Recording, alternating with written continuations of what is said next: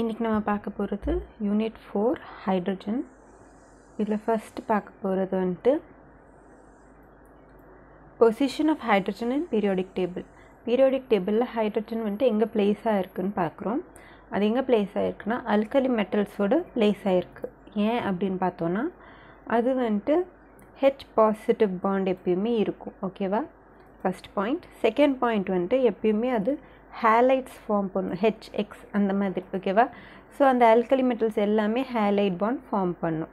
Third one வந்துட்டு it also acts as an reducing agent. அது ஒரு பெரிய பவர்ஃபுல் ரெடியூசிங் ஏஜென்ட்டாகவும் யூஸ் ஆகுது. ஓகேவா, இன்னொன்று என்னென்னா அது ஆல்கலைன் எர்த் மெட்டல்ஸோடையும் இருக்குது. ஓகே, அந்த மாதிரியும் இருக்குது அப்படின்னு சொல்லி இங்கே சொல்லியிருக்காங்க. அப்படின்னா ஹீலியம், நோபல் கேஸ் அந்த மாதிரி அந்த குரூப்லேயும் வந்துட்டு ஹைட்ரஜன் இன்க்ளூட் பண்ணலாம் அப்படின்னு சொல்லியிருக்காங்க. ஏன் பண்ணல அப்படின்னு பார்த்தோன்னா அது வந்துட்டு எப்பயுமே ரெண்டுமே சிமிலராக இருக்கும். அந்த நோபல் கேஸும் சரி, ஆல்கலி எர்த் மெட்டல்ஸும் சரி.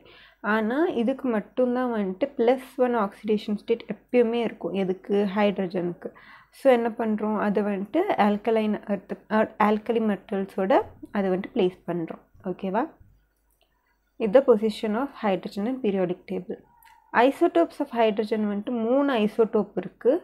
First one protium, next one deuterium, third one tritium. இதில் வந்துட்டு ஃபஸ்ட்டு பார்த்தோன்னா புரோட்டியம் என்னன்னா ஒரே ஒரு புரோட்டான், ஒரே ஒரு எலக்ட்ரான் இருக்கும்.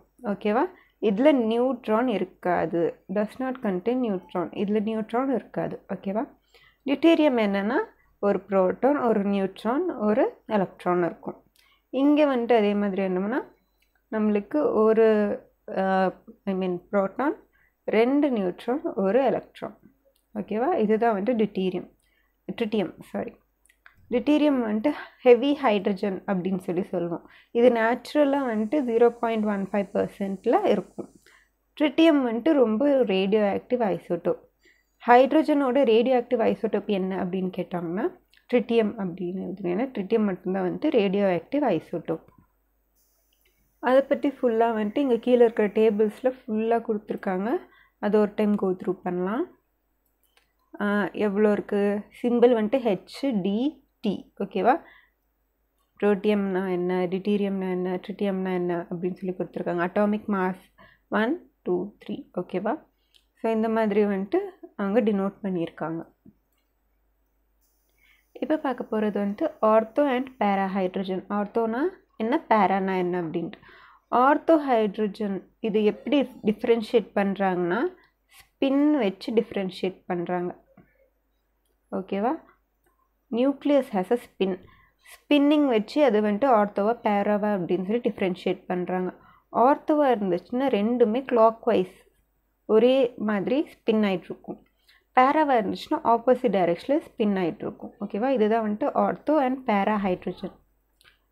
இதில் ரூம் டெம்பரேச்சரில் பார்த்தோன்னா நம்மளுக்கு 75% ஆர்த்தோவாகவும் 25% பேரா ஃபார்ம்லேயும் இருக்கும். இது கன்வெர்ட் பண்ண முடியுமா அப்படின்னு பார்த்தா முடியும். ஆனால் எப்போனா 800 டிகிரி செல்சியஸில் நம்ம வந்துட்டு ஒரு லேபில் வச்சு நம்ம இது சேஞ்ச் பண்ண முடியும்.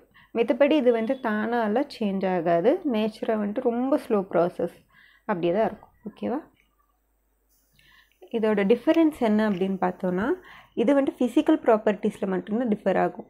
அப்படின்னா மெல்ட்டிங் பாயிண்ட் வந்துட்டு இதுக்கும் வந்துட்டு 13 தான். ஆனால் டெசிமல் வேல்யூஸில் சேஞ்ச் ஆகுது. அதே மாதிரி பாய்லிங் பாயிண்ட்டும் சேம் 20, ஆனால் டெசிமல் வேல்யூஸில் சேஞ்ச் ஆகும். அதே மாதிரி நியூக்ளியர் ஸ்பின்ஸும் டிஃப்ரெண்ட்டாக இருக்கும் அப்படின்னு சொல்லியிருக்காங்க. ஸோ இதுதான் ஆர்த்தோ பேராவோட டிஃபரன்ஸ்.